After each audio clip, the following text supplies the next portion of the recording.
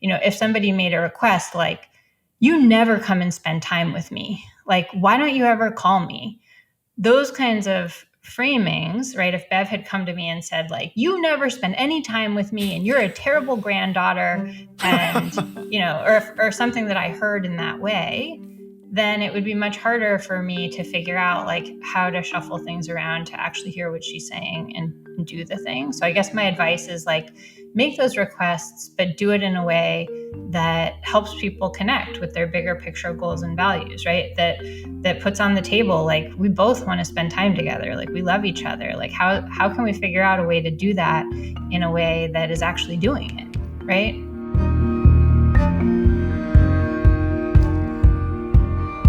Hello, it's Guy Kawasaki, and guess what? It's the Remarkable People podcast, and I know you've heard this dozens of times, but we're trying to help you become remarkable. So what we do is we find the most remarkable people in the world, and we interview them. And today's guest is the remarkable Emily Falk. She's a professor at the University of Pennsylvania. And that's a nice way of me saying that she's part of this mafia from Pennsylvania. That's Katie Milkman and Angela Duckworth and Emily Falk. They're like the next Bob Cialdini's, the father of influence. So if I could do my career all over again, if I could go back to school, instead of majoring in psychology, I would major in behavioral economics, or the kind of stuff that they study. So she holds appointments in communication. Wait, get a load of this list. Appointments in communication, psychology, marketing, operations, information, and decisions. That's all she's an expert in. And she directs the Communication Neuroscience Lab and the Climate Communication Division at the Annenberg Public Policy Center. Man, that's a mouthful, Emily. You should do a lot. I'm really excited to be here today. Thank you for having me. Listen, I've been on both sides of this kind of interview where, you have a new book, and this is Emily's new book. Emily's new book is called What We Value. So we're going to talk about how people make decisions about what they value today, all right? As I understand it, and correct me if I'm wrong, there are three components to our decision making. And those components are the value system, the self-relevance system, and the social relevance system. So first of all, if I have those three things right, could you explain what each of them are and the interplay between the three? Sure. So there are lots of different systems in our brain that work together. And in the book, I chose to focus on those three: the value system, which offers this final common pathway for decision making and takes inputs from lots of other brain systems, including our self-relevance system that helps us figure out whether things are me or not me, our social relevance system that helps us understand what other people might be thinking or feeling, and actually lots of other brain systems as well, like our sensory systems that help us take in information about the world, and our deliberative processing systems that help us think through things and regulate our feelings, our emotional processing systems. So there are a lot of different brain systems that are all contributing to our value calculations. And the reason that I focused on the self-relevance and social relevance systems in particular as inputs to that value calculation are because they're such powerful inputs, and because they constrain and also open up possibilities for how we think about ourselves and other people and our relationships, which are some of the most fundamental things we do as people. So yeah, it's three of many systems that are really important for our decision making. And just like, walk us through a simple kind of decision and how those things would interact with each other as we come to our, final conclusion, our final action. Sure.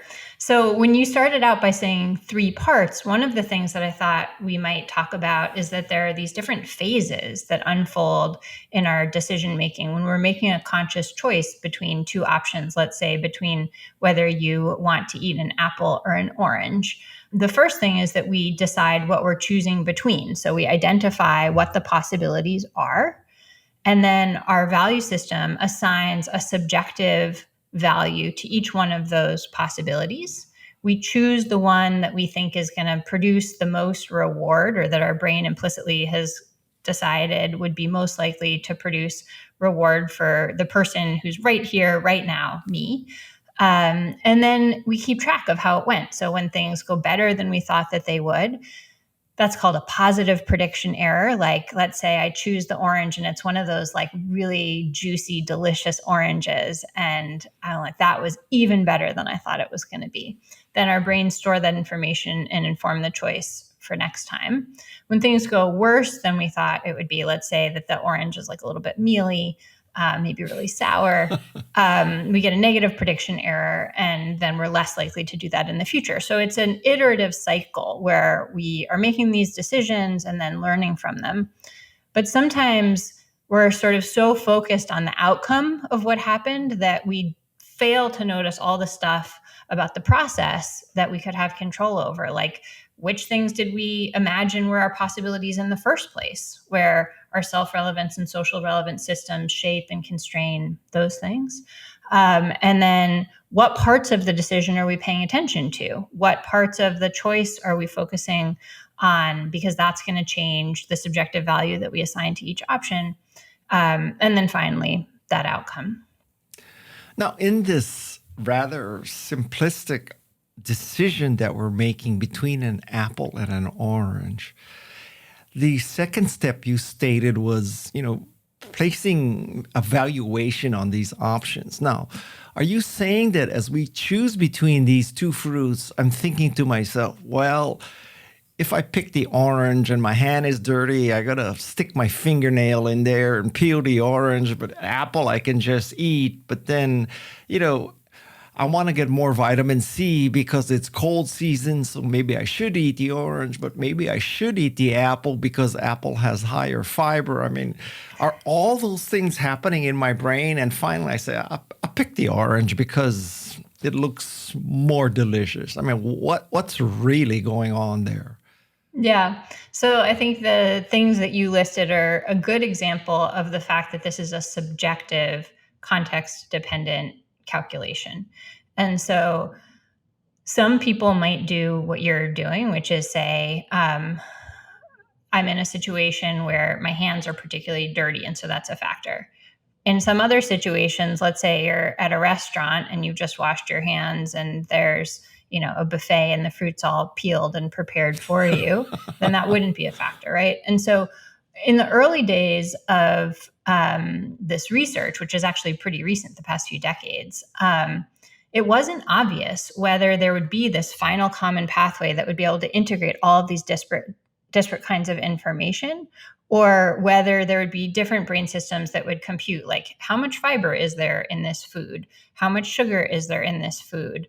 All of the different things. What's the color? The attributes that you just listed for an apple and an orange.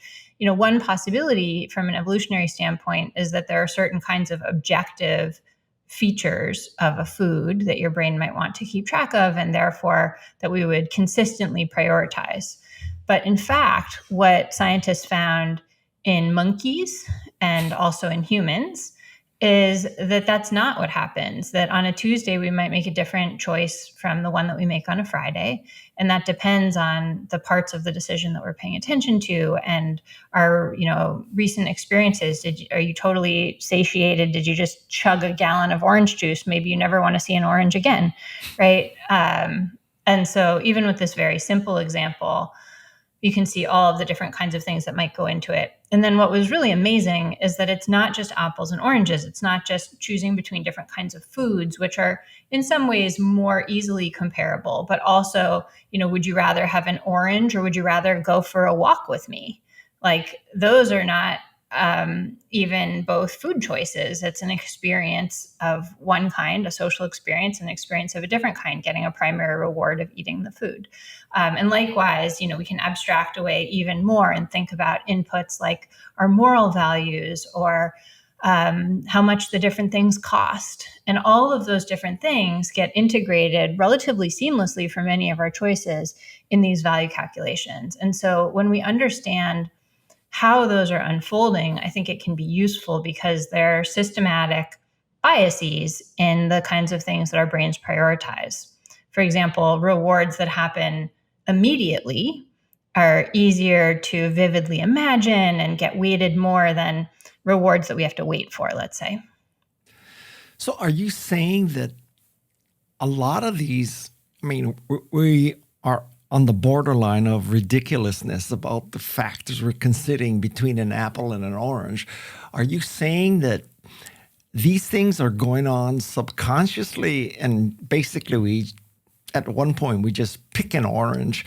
Or are you saying that there are different kinds of people, and some people like me are thinking about how dirty your hands are, how much fiber does it have? Do I need vitamin A or vitamin C? Or I mean, is it me or is it everybody and it's just a background process?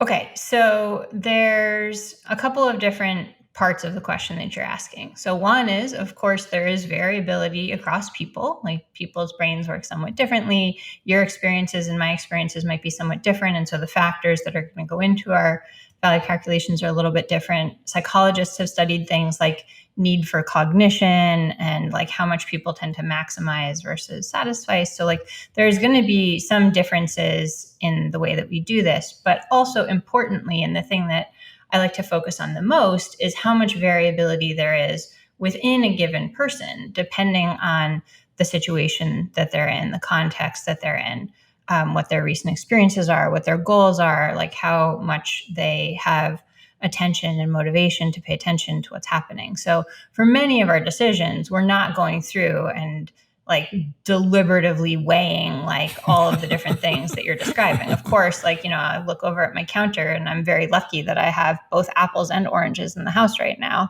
And I'm not going to agonize over that decision.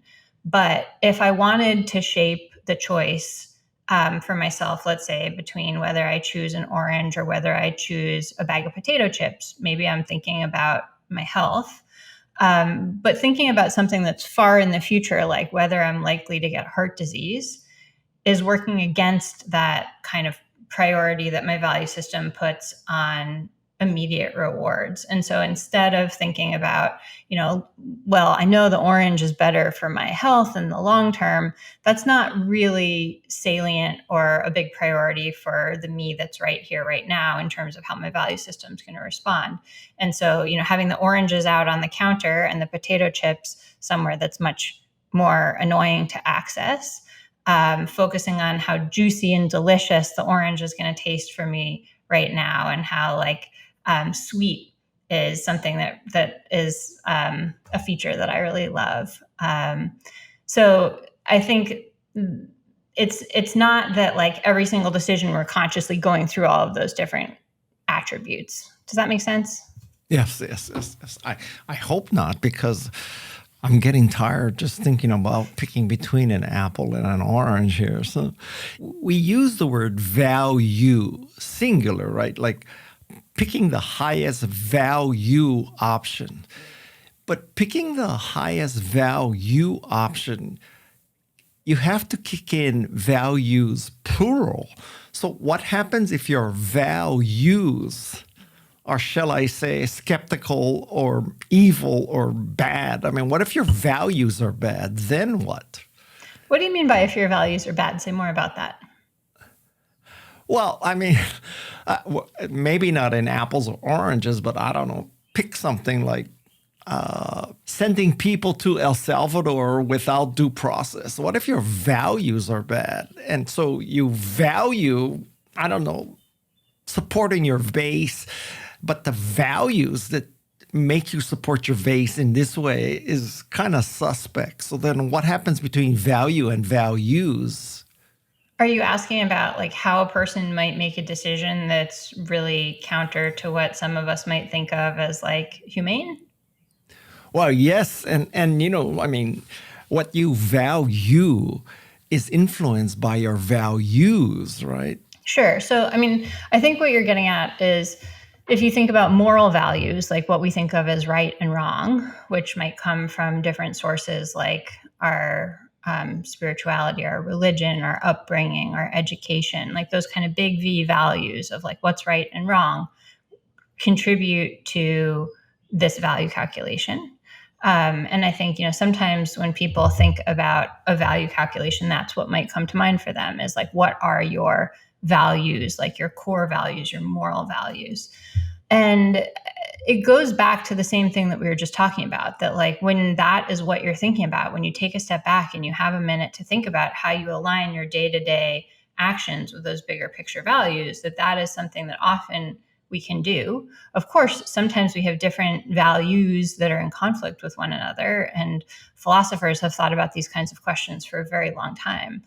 And what I would say is that we also end up in lots of situations because we are not necessarily, taking a step back and thinking about what our bigger picture values in the big V sense are, and instead choosing things because they're easy or because they're popular or because we're not giving it a lot of attention. And so it's not necessarily that moral values are going to be the most salient attribute in every single calculation for every single person. I think that's a little bit different than the example that you're bringing up, where you and I might have one set of moral values that are core for us and that seem self-evident for us, and that then give way to a bunch of different assumptions about what kinds of behaviors would be the right behaviors to choose. And those might be different from what somebody else would think of as their core moral values and how that relates to a particular situation. So, you were mentioning questions about immigration policy in the U.S., I think, or alluding to that when we think about, how might we treat other humans who are here. And in brain scans, if you just indulge me for a second, I will come back to the political question. But in brain scans, scientists have looked at how people's brains come into sync with each other when they're watching media, when they're engaging with different kinds of ideas.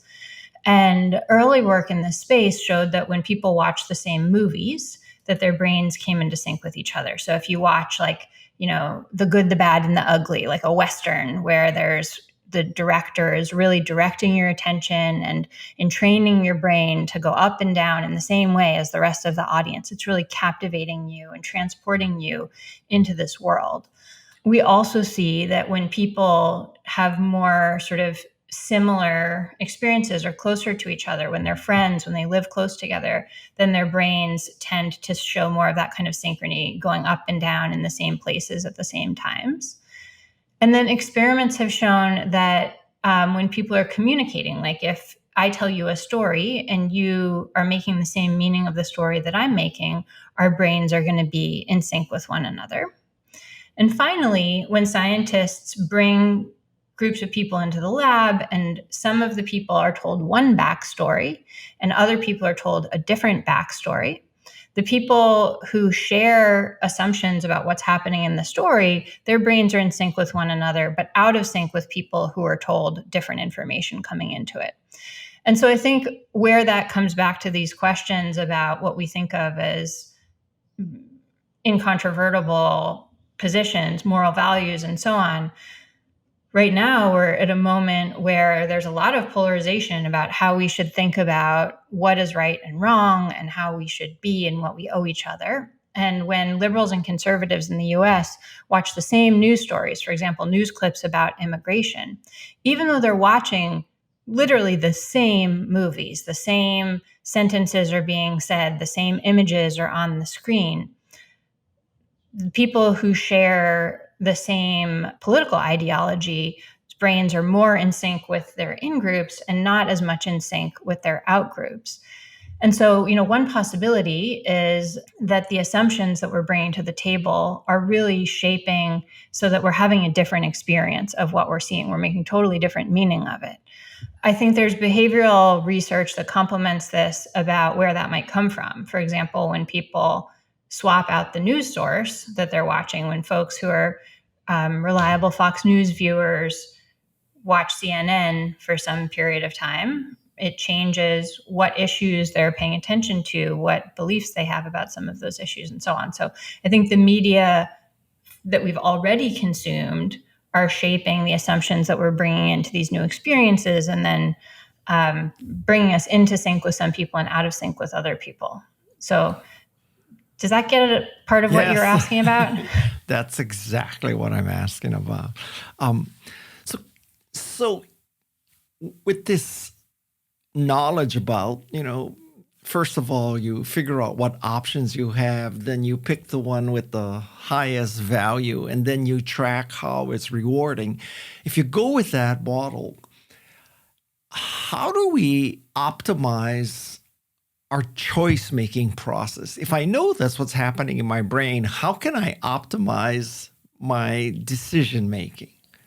Let's talk a little bit about what it might mean to optimize decision making, because I think for different people, it might mean different things, right? So in the book, the starting assumption that I'm making is that different people have different preferences. They might have different hopes and dreams and goals, and that there's not necessarily always an objectively good decision or bad decision, right? Like going back to these very much more simple kinds of decisions, like should I eat chocolate cake for breakfast? I don't know. Like if I do that every day for many years, it's probably not good for my health, and it's probably not going to set me up to have like an amazing, feeling in my body. But like once in a while, let's say that like something really amazing just happened and that feels like a really special way for me to celebrate, or it's my birthday or something like that. There might be situations where that's a perfectly reasonable decision to make, right? So I think we have to get clear about what we mean by good decisions and bad decisions. And part of what I hope people take away from the book is a little bit more compassion for themselves and others about why we might do the things that we're doing, and then try to set up our decision making so that more of it makes sense to us, right? Like sometimes we make decisions where in retrospect, we're like, why did I do that thing? And so how might we kind of do that in a different way? And so thinking about back to some of the political examples, or like how should we treat each other? I think that right now for me, I'm in a moment where it feels like it's hard to make good decisions. There's so much going on. Every day I'm at the University of Pennsylvania where the Trump administration has frozen $170 million in research investments to Penn. I know the people whose clinical trials are getting paused. Like I know the people whose jobs are at stake. Like there's a lot going on right now. And still, even just thinking about what are the options that we're choosing between, like what might we do in this situation? What is a good decision about how to spend my day? Like, is the good decision to focus on my kids? I've got twin 10-year-olds. Like, is it really to like lean into those immediate connections? Is it to, try to do everything that I can to help people understand the value of science and what's at stake for the future of our democracy and our health and our innovation infrastructure? Like there are so many possibilities, right? And so getting more concretely back to like how understanding what's happening in our brains might then help shape the way that I think about that kind of problem. Like one thing is that noticing that like having such a wide array can be paralyzing. I can think about like, well, okay, what are a few concrete things that I might choose between right now? What are the things that are possible for me to do right now? Let's say calling my representatives is something that is likely to be effective in the sense that it's an individual action that I can take right here, right now. It takes 2 minutes, 3 minutes. And I believe that, the congressional aides tally at the end of the day how many people called and talked about a particular issue. So it's something where when I think about like my bigger picture self-relevance system, like that's something that's an identity that's important to me, like being a person who participates in our community and tries to make things better. When I think about then the social implications of that, like doing stuff in collaboration with other people is another thing that directly impacts our value calculations and can produce a sense of reward. So like when I'm feeling alone, when I'm feeling like I don't know if there's anything I can do, kind of remembering that there are these sources that can make something distant and abstract and not vivid, like participating in a political process, feel more immediate, more concrete, more compatible with who I am and what I value, and then also more enjoyable by doing it with other people. that's one thing that's been on my mind a lot recently, for sure. And plus your two kids, right? You got a lot on your mind right now. So do you think that in step one, which is considering the options, let's posit that there is this theoretical wise decision. Do you think that the danger to making a wise decision is the consideration of too many options or too few options? Which way is the better way to go? Oh, I don't think there's one right answer to that, right? Because we know, this is not necessarily even from the neuroscience literature. This is from behavioral economics and psychology. We know that having too many decisions that we're considering can make people throw their hands up and just say, like, I don't even want to do this. There's a famous set of studies where having too many different jam flavors to choose from goofed people's decision making up. On the other hand, going back to this question of like, is there anything that I can do in this situation? Or that we imagine that our possibilities are constrained because we automatically take things off the table because people like me don't tend to do this. That's where I think taking a step back and thinking about, well, like, why are these the assumptions that I'm making? Why are these the possibilities that I'm choosing? In the book, I talk a little bit about a decision about whether to go and visit my grandmother who lives in Philadelphia. She's 100 years old right now. She's amazing. And so she's one of my very favorite people, but knowing that she's 100, I know that like I'm not going to be able to go for walks with her forever, right? And yet, sometimes it feels so hard to even consider that as a possibility with all of the other things that are demanding my time and attention, right? My job that's very important to me, my kids that are very important to me. And so one of the things that I realized actually listening to a podcast that I really loved called How to Save a Planet was that one of the things that was getting in the way was like, I wasn't even considering going to visit Bev because the traffic is really bad. And like, the transit time just felt like too much of a barrier, and I'd like totally taken it off the table. And on this episode of How to Save a Planet, there was an episode about bikes where people were just like having such a delightful time giggling on their bikes and enjoying their bike rides.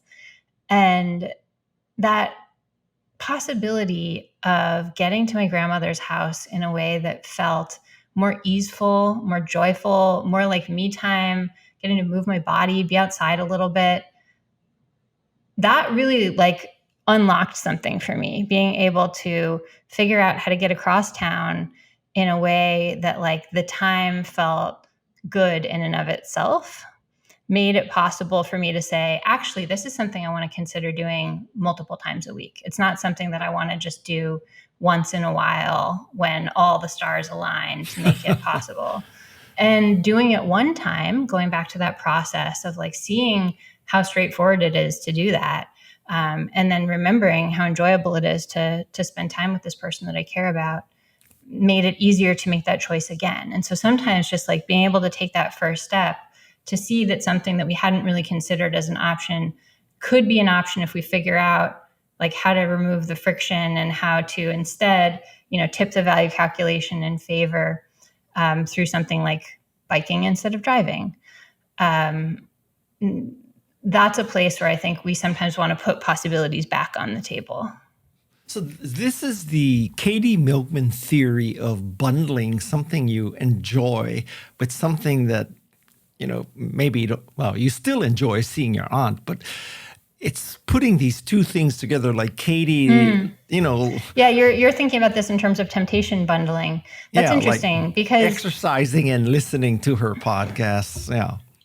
Yeah. So Katie Milkman coined the term temptation bundling to say that when we're making choices, and this maps on to the idea that our value systems prioritize immediate rewards. So she talked about this a lot in terms of getting exercise. So if you don't want to go to the gym and it feels really effortful for you to go to the gym, then as you mentioned, Guy, she gave people the opportunity to listen to really exciting audiobooks. And so if you're only able to listen to the Hunger Games when you're at the gym, then all of a sudden that process of being at the gym can feel much more enjoyable.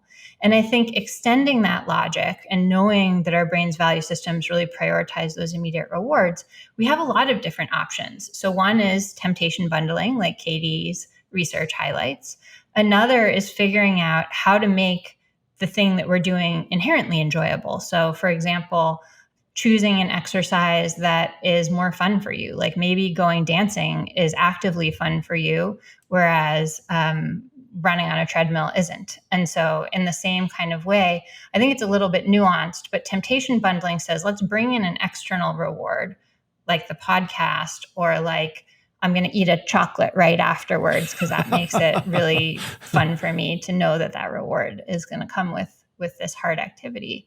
I think that's a little bit different than figuring out how we can make the thing itself enjoyable. And so I think you can imagine that the biking could be conceptualized as temptation bundling. I get to do this fun thing while I'm also doing another fun thing, visiting my grandmother. I was thinking about it a little bit differently, which was like the transit itself, the process of getting there went from being really unpleasant and a thing I didn't want to do and was essentially like counterweighting a thing that I knew was something I wanted, going to visit my grandmother, that is replacing different. that with an activity that's inherently enjoyable for me, biking. And so I think the value of the neuroscience here in some ways is to say that, although there's some theories about temptation bundling, and there are other theories about how vividly we imagine future events, like bringing that psychologically closer in that way, and some theories about like intrinsic versus extrinsic motivation and those kinds of things. And when we look at what's happening in our brains, I think it simplifies things in some ways because it says, whatever the thing is that you need to do to figure out how to make this more rewarding now, there are so many possibilities for how you might do that. Pick one of them. And then once your brain realizes that the reward is psychologically closer in time or in geographic distance or in social distance, which are all processed in similar ways in our brains, then we can be more successful in making that decision in a way that feels straightforward, if that makes sense. Yes. Since you opened the door here with Grandma Bev, let me ask you a question. So it seems to me that the seminal moment with Grandma Bev talking about how, visiting with her, you were on your phone and defocused and all that. Well, the seminal moment to me was that Grandma Bev brought it up to you and said, you're here, but you're not really here. Mm-hmm. So how do we catalyze those kind of moments which set the whole thing in motion? Yeah, so you're right. I didn't give her due credit when I was just talking about the transportation in the podcast. It is true that one night she was over at my house and she's fantastic. She's figured out how to use ride sharing apps and how to come over to my house and spend time with me. And one night when we were out on the block, she said to me, I come over to your house, but we're not really spending time together. And in the moment, initially, I felt really defensive about that. Like I was like, yes, we are. Like I make you dinner all the time. Like, you come over, we're in the same room, you're hanging out with me in the kitchen. Like we're spending time together. And of course, what she was saying was like, I wasn't giving her my focus. When she comes over to my house, there's a lot going on. There's my kids who, need attention. And there's, often other family members, my mom, my brother's wife, his baby. Like there's a lot going on at my house when we're all together. And so that's different than like having time where we're just focused on each other. And so that was the initial catalyst, you're right, for me saying, okay, how am I going to shift the way that I'm making this decision to be able to make it a frequent possibility rather than just something that I do once in a while when it occurs to me.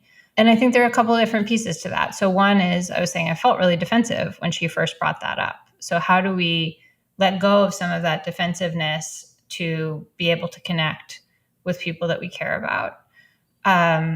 Another piece of that is, how do we think about what other people might already know or not know so that we can ask for those things, right? Like that was in some sense really important that she told me what she was actually thinking instead of just continuing on feeling resentful or feeling frustrated or feeling disconnected. And so in the later part of the book, I talk a little bit about some of the things that motivate us to share ideas or information with other people, which also go back to these value calculations, right? Like I imagine that if my grandma had thought that I was going to be fully dismissive or closed off, then it might not be worth her energy to try to engage me about that. And likewise, she has a lot of wisdom, being herself and her age. So like sometimes when we're younger, we worry about things like, well, what's the other person going to think about me, right? So the social relevance system can both work in our favor, helping us understand other people's motivations and helping us connect with them. But it can also bring up these questions like, well, what is this going to say about me if I say da da da da da? So, what's your advice to the Bevs of the world? I mean, is it like let it rip, speak up? Or, I mean, maybe part of what's going on with Bev is I'm 100. Time is running out. I can't be dicking around. I gotta tell, I gotta tell Emily to get her act together. Yeah. And that in and of itself is a great example of like how different context changes our value calculations, right? As we get older, maybe we're less concerned about whether we say it in exactly the right way or not, and more concerned with the things that matter the most, like getting to have the time with the people that we love while we have that opportunity. So yeah, I think I really appreciated that she did that. So I don't know that I'm like well positioned to give advice to the Bevs of the world because she's doing great. But like, I think not being afraid of making those suggestions, but when we do it, doing it in a way that people can hear, because like I said, like that defensiveness is such a powerful force also in shaping our openness to change. So there's a lot of research that highlights the endowment effect, right? The idea that we value things that we think of as ours, and that includes things like people demand more money for an object when they're going to sell it and they think of it as theirs, compared to when some outside person says how much they would be willing to pay for it. But the same logic happens with our behaviors, like things that we've done in the past and we think of as like, this is what I do, this is me. We can then sometimes kind of jump to the conclusion that like, if I admit that what I did in the past wasn't optimal, or maybe I did something that was even bad, that can very easily get conflated with like, I'm a bad person. And then we come up with all kinds of reasons why that isn't true. So, if somebody made a request like, you never come and spend time with me, like, why don't you ever call me? Those kinds of framings, right? If Bev had come to me and said, like, you never spend any time with me and you're a terrible granddaughter, and, or something that I heard in that way, then it would be much harder for me to figure out like how to shuffle things around to actually hear what she's saying and do the thing. So I guess my advice is like, make those requests, but do it in a way that helps people connect with their bigger picture goals and values, right? That puts on the table, like, we both want to spend time together. Like, we love each other. Like, how can we figure out a way to do that in a way that is actually doing it? Right. I don't know. I have 4 kids and I'm always telling them, I'm 71 years old. I ain't going to last forever. You better surf with me now. And it works most of the time. But anyway. Well, I mean, you're making an offer of surfing, right? That sounds amazing. Who doesn't want to do that? So we've been talking about value formation. So could you shed some light upon the factors that influence our values? I mean, there's parenting, there's education, there's culture. So if I'm a parent, you're a parent, you have these 2 kids, and you're thinking, well, how do I instill them a good value system? What is it? What do parents do? What do you want from education? What do you want from culture? What are the factors here? Well, there are so many fields that have thought about that more deeply than neuroscience, right? There's not only academic fields, but historical traditions and cultural traditions that have thought a lot about how we do that well. And so what I would say is that one of the things that we haven't talked as much about explicitly in this conversation yet is the role of the social relevance system in shaping our value calculations. And so we have a social relevance system, which scientists sometimes call our theory of mind system or our mentalizing system, which helps us understand what other people think and feel. And paralleling that, social rewards are really powerful in shaping what we think is good and bad, and by extension, what we think of as me and not me. And so when we think about how we instill those values in our kids, I think there's a good amount of evidence that role models matter quite a bit. So, what we actually do is going to inform what other people think is appropriate, what other people think is likely to be rewarding, and so on. And so, we serve as those role models for other people. Sometimes this gets phrased in terms of how powerfully social influence influences us. So, when we see what faces other people think are attractive, or when we see what foods other people are eating, or when we see how other people are consuming energy in their homes, or whether they're voting. Those things influence our value calculations to make us, more or less likely to make those same choices. And then when you flip that around, like the question that you're asking about, how do we shape our kids' choices? How do we shape our neighbors' choices? How do we shape the choices of people on our teams at work? Like, the things that we do are visible. And so when we make choices that are aligned with our bigger picture goals and values, other people see that, and it makes those choices seem more rewarding in their value calculations as well through this social influence mechanism. My grad student, Ray Pei, who's at Stanford now, ran a study that I thought was really interesting when she was at Penn that looked at how adolescents and young adults change over time. And one thing that some scientists had asserted was that over the course of adolescence and into young adulthood, that people become more and more independent. They become more resistant to peer pressure. And it's certainly true that during adolescence, our reward and value systems and our social relevance systems develop very quickly. But it's also true that we're soaking up the culture that we're part of. And so what Ray's data suggested was that it's not just exclusively in all places around the world that teenagers become, linearly more and more resistant to peer influence. When we look at Western cultures like the US that prize independence and pulling yourself up by your bootstraps and becoming this, solo, unique individual, that pattern is true. But Ray collected a bunch of data in China where there's more of a cultural focus on interdependence, on our relationships to each other, and the relative ways that our communities are constructed, and how we interface with each other.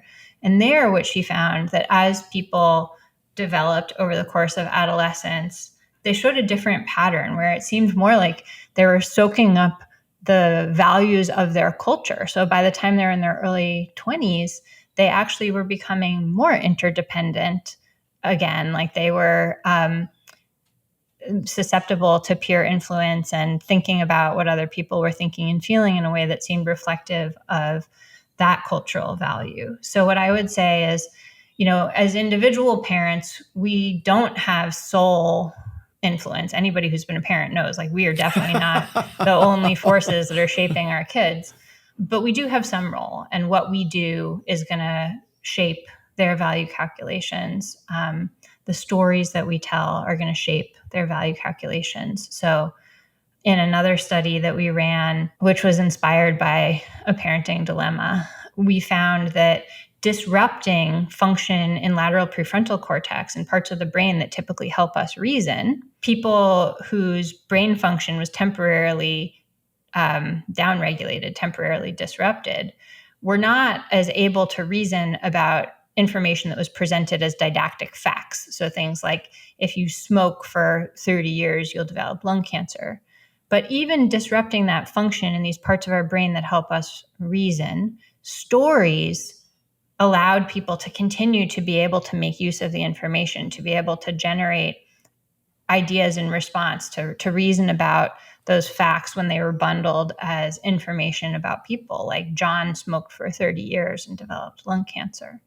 And I said that was inspired by a parenting dilemma because, there's a lot of accounts of successful use of stories in many cultures around the world. So there was an article about, how Inuit parents use stories to help their children manage their feelings, and like, how should we react when we feel angry? How should we react when we have big feelings, and how they use stories in that situation.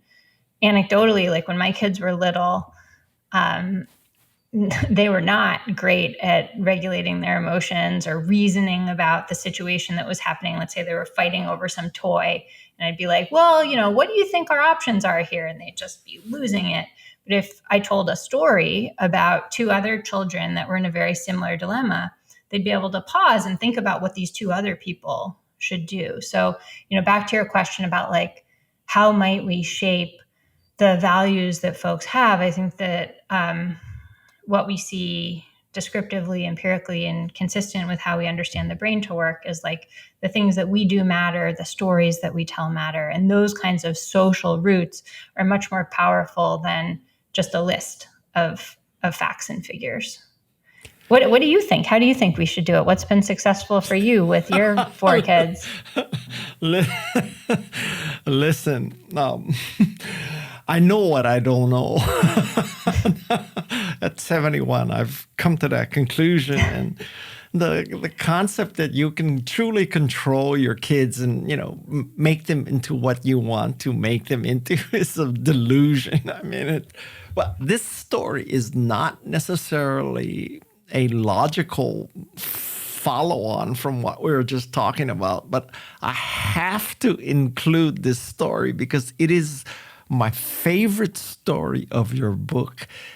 And the gist of the story is that when you were giving your kid a reward, I think it was even monetary reward. And basically he said, Mom, how about just writing me a note? Right? Can you please tell that story? That's a great story. Yeah. I mean, I think that is actually related to what we were just talking about a little bit, that sometimes we get so focused on one way of thinking about things when the social rewards can be so much more powerful. So the story was my kid, I think it was like spelling homework or something, that he was supposed to be memorizing various things. And back to the temptation bundling thing, I was trying to figure out a way to like incentivize him to just do the thing. And I offered him a quarter, which at the time he knew he could buy. There were these like penny candies at the store near our house to lure kids in and get them to want to buy more stuff at the store. And so I had offered him this bribe, basically. And he was like, I have another idea. If I do all of this, will you make me a certificate that says, good job, Theo, and you can put today's date on it? And like, basically, like you said, he wanted me to like make him a little piece of artwork that he could have, because those kinds of social rewards are really powerful. Because I think that kind of identity motivator can be so powerful. Like, this is a thing that I did. This is something that I can feel proud of. This is something that then, like, it was important to him that it like have his name on it and that it reflect that he had done this thing. Of course, I said, yeah, great. I'm happy to do that. We've made a lot of those kinds of things for guitar homework, like playing music. And like at the end of the week, if we've had a really great week, sometimes I'll make a little piece of artwork to celebrate that. If we had had this interview or I had read your book a few decades ago, it would have saved me thousands of dollars. But do you think there's an upper limit on the age when certificates no longer matter? Because my youngest is 19. Is it too late? I mean, there's different things that are like certificates, right? Like, I don't think there's an upper limit on our wish to connect with other people and to get positive feedback. Like, it's performance appraisal season right now at Penn, so that feels really salient to me. Like, what kind of feedback are we giving each other, and making sure that we're expressing the appreciation for the things that we do really, truly appreciate. Like, that's what that is. A certificate of appreciation is something that's a tangible acknowledgement of something that somebody did that you thought was amazing. So yes and no. Like, I think it gets so much more complicated as people get older. And like we talked about, there's so many other peers and sources of influences in a 19-year-old compared to, say, a 5-year-old. But Really? So I cannot pass up on this opportunity to ask this question of the Pennsylvania mafia of Duckworth, Milkman, and now Falk. I love the work of Bob Cialdini, and I have to ask you, from a neuroscientist perspective, what makes a person persuasive and influential? thanks. Yeah. And I love Bob Cialdini too. And I was just like so excited when he gave positive feedback about the book. Yeah. There's so many fundamental principles that he described early on. Like, I think many people have read Influence, like millions of people have read Cialdini's classic Influence. And so you're asking me about what makes somebody persuasive. One of the things that we see is that people who tend to use their social relevance system more when they're considering information, that information gets shared more. So that kind of ability to engage in perspective taking, I think, is one piece of it. And that resonates with some of the principles that Cialdini initially described, like related to the social influence that we were talking about before, where we look around and we see what other people are doing and thinking, and that influences our preferences. Of course, there are decades of psychology research, and I mean, thousands of years going back to Aristotle as well, about what makes somebody persuasive, thinking about rhetoric, logos, ethos, and pathos.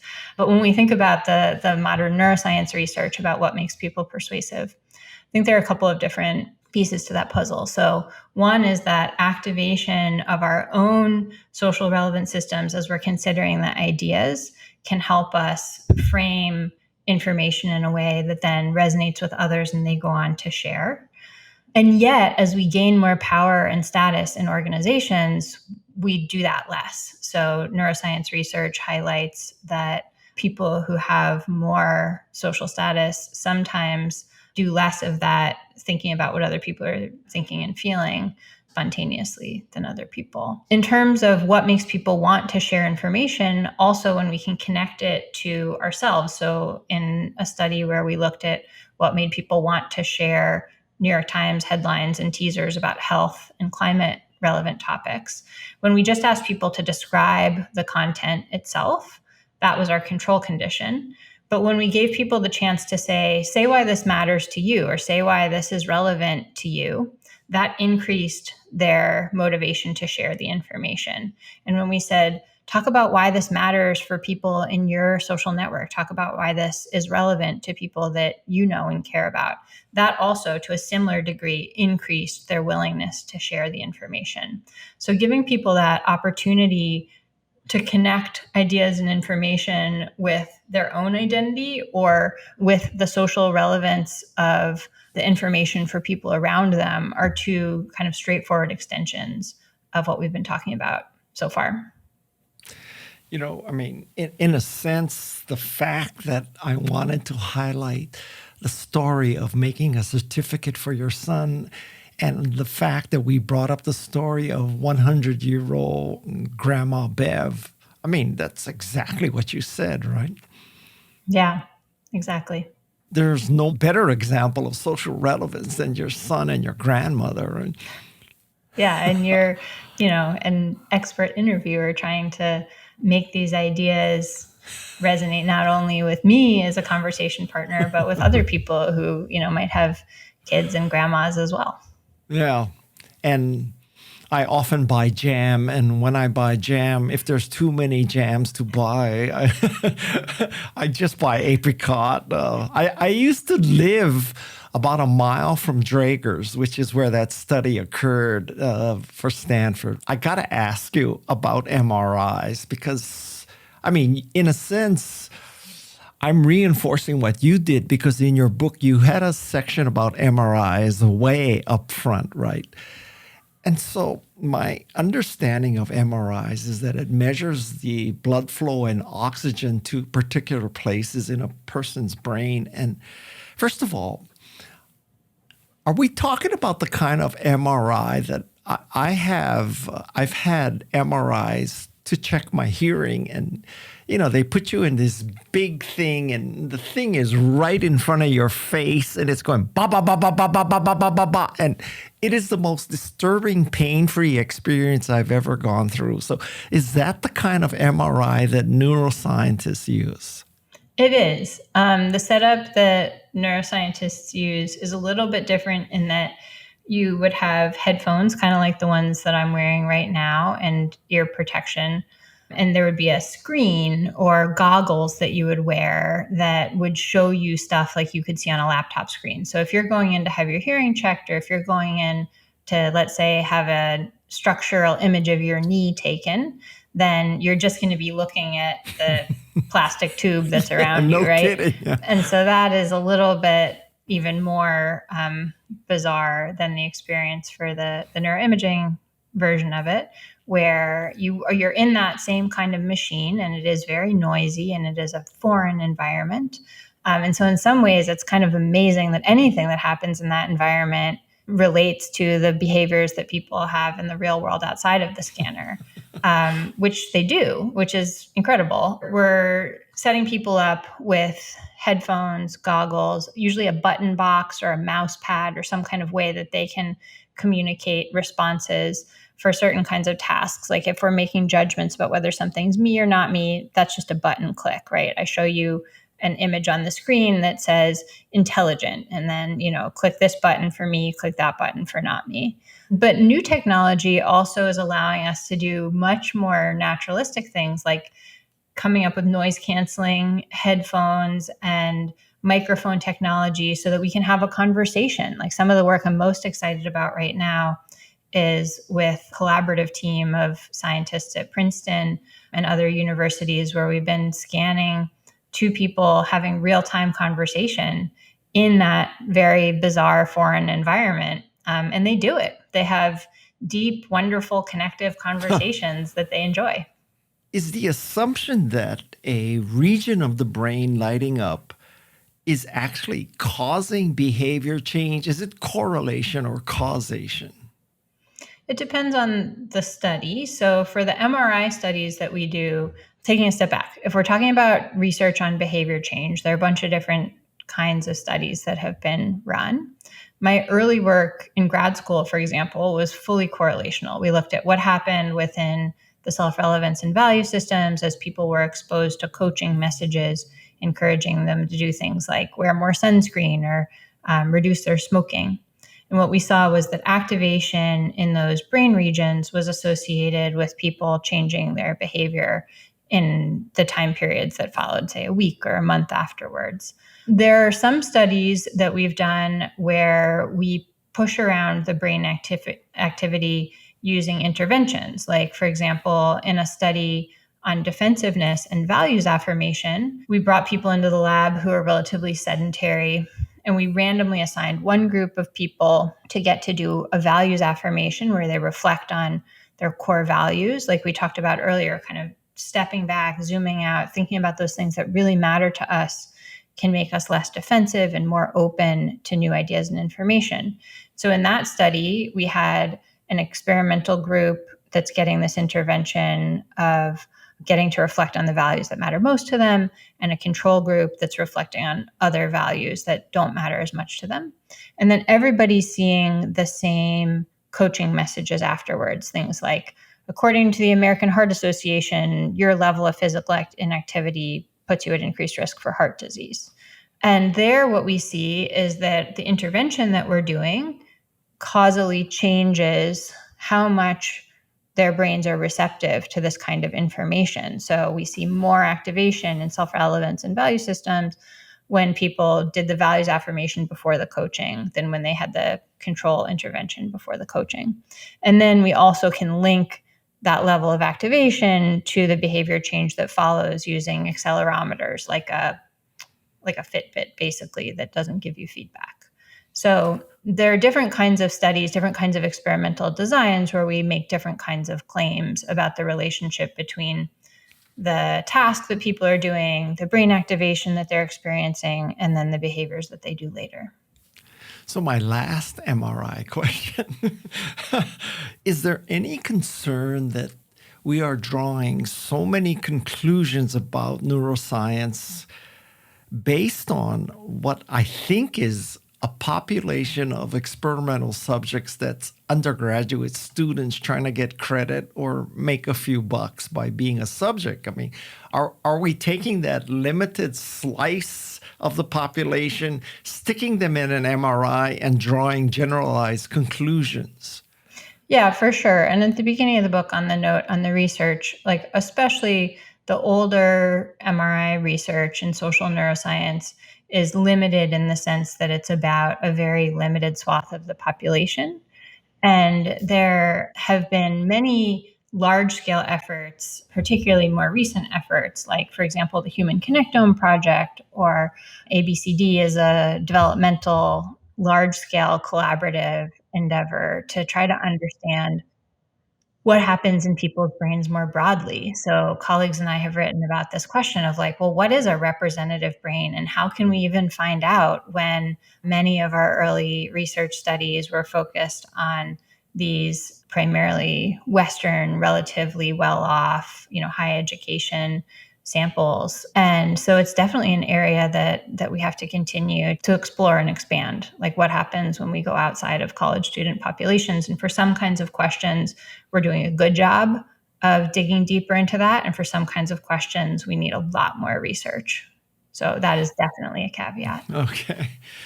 So now my last question for you, unless you bring up something that makes me ask another question to follow up, is in social media and current marketing theory, so much is dependent on influencers influencing people. So what's the neuroscience take on, can influencers truly influence us?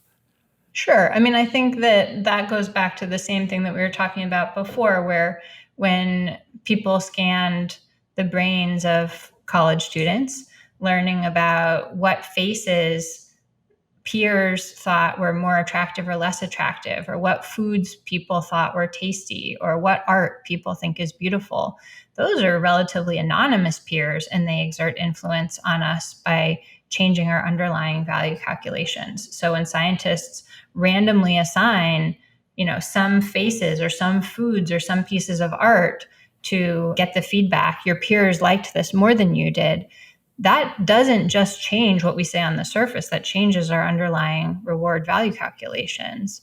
So when people are relatively more famous and have a following, I would imagine that would amplify that effect. So yeah, I think they can influence us. And so can other people online who are, doing and saying all kinds of things that we may or may not want to be shaping who we are and what we value. Okay. So as soon as I hang up, I am going to create a certificate for my son about how happy I am with his first year in college. And I'll let you know if it works on a 20-year-old kid, and for your future reference. Thank you. Thank you. So again, the name of our guest is Emily Falk, and she has written this book, What We Value. And if you want to learn about how people come to value things, it's recommended reading. And thank you very much for being on our podcast. Yeah, thank you so much for having me. It's been so great to meet you.